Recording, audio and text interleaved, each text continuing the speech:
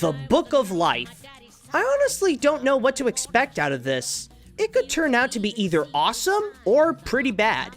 On one hand, this is brought to us by an animation studio, now entering the movie scene, called Real Effects, which last year, they brought us their debut with Free Birds, a Thanksgiving movie that people are anything but thankful that they've seen it.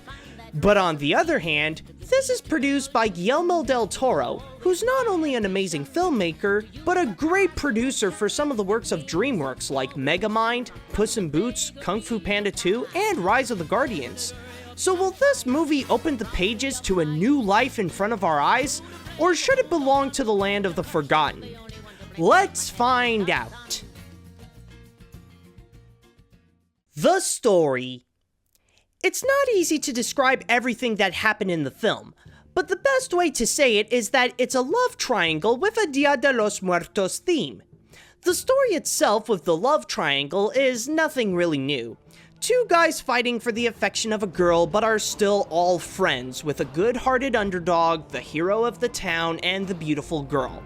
It doesn't help either that the plot also incorporates a lot of old cliches, from the dead mom to the disappointed father who wants his son in the family business, and so much more. You've picked yourself a feisty one!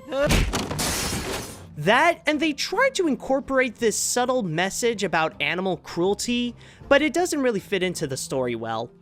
However, I will say that it is still well executed thanks to the charm of the characters and some of the original spins they put into it. But the story itself will not be what people will remember the most. That would be the theme of Dia de los Muertos. The movie really captures the idea of what the Mexican holiday is all about, along with its folklores that go with it.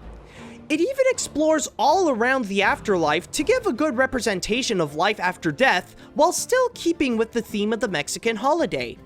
What also helps is the way it's told as a story by a museum curator to a bunch of kids, which really helps with the fantasy element and does give it a good excuse to be a tale of love. While the story itself may not be the biggest selling point, the ideology and concept it offers are truly something to admire. The animation. Wow! I mean, wow!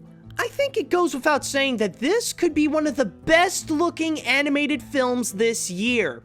Like I said before, this movie is all about the theme of Dia de los Muertos, and if it's not the ideas that make it intriguing, then it's hands down the animation.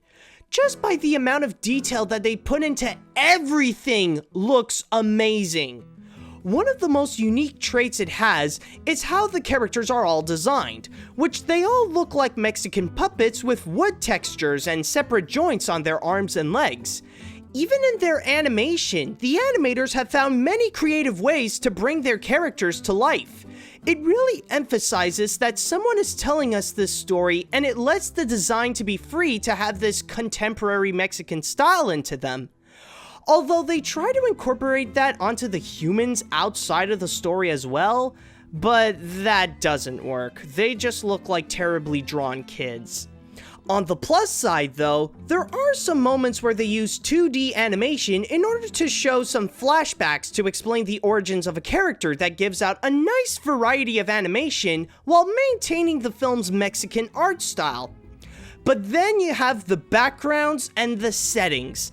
As the movie progresses, the environment becomes more and more fascinating to look at. The museum in the beginning starts out the right way by giving out a taste of what's to come. Then it goes to the village where the story is set to get the Mexican atmosphere. And then the movie really kicks off when Manolo enters the land of the remembered, where everything is more detailed, more colorful, and, ironically, more alive.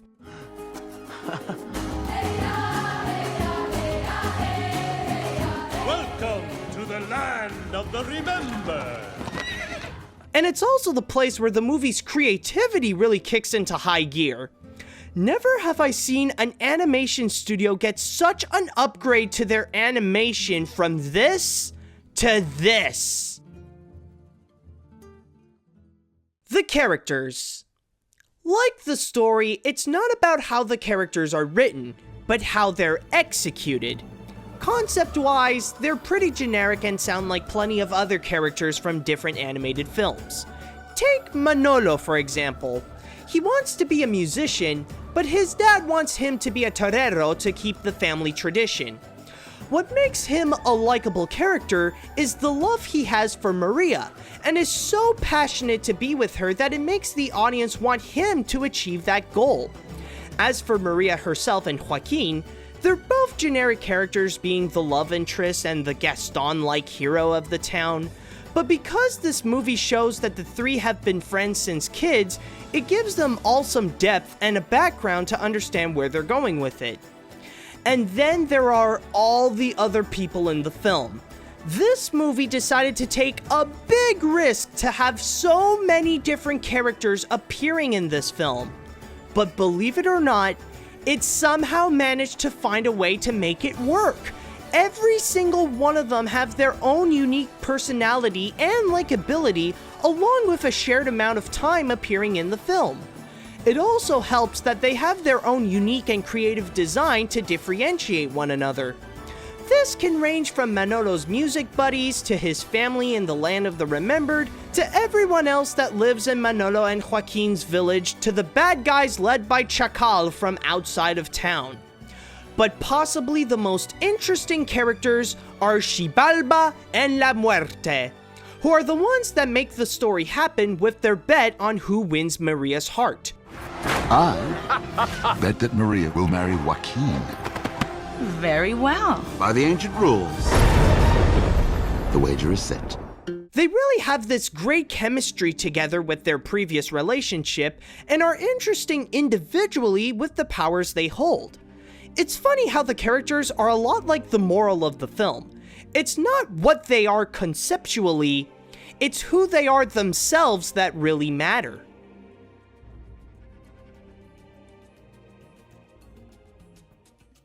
Oh, so that's why Freebird sucked. It's just that everybody at Real Effects put all their energy and creativity into this film. The Book of Life is a fascinating look into the Day of the Dead that tells a love story with amazing animation and a large cast of memorable characters. I would even dare say that the amount of creativity in this film would challenge the Lego Movie. I definitely recommend that you go check it out, and considering its theme of the dead, this would make a great Halloween movie if you're not up for something scary. Actually, the perfect time to go watch this film would be on November 2nd, since that is when the actual Dia de los Muertos is happening.